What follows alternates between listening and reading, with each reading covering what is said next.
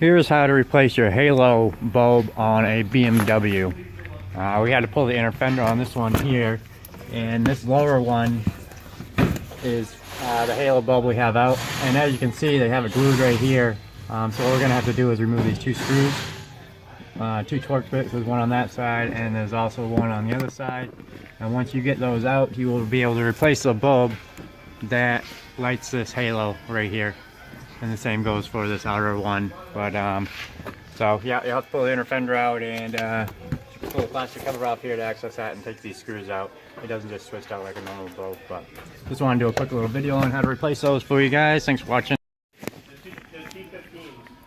Alright, so here's what the bulb looks like once you get it out.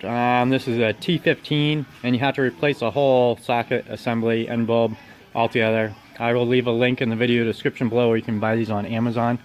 And, thanks for watching Flatbed Mechanic. If this video was helpful, if it was, be sure to hit the thumbs up button and subscribe to my channel if you haven't already.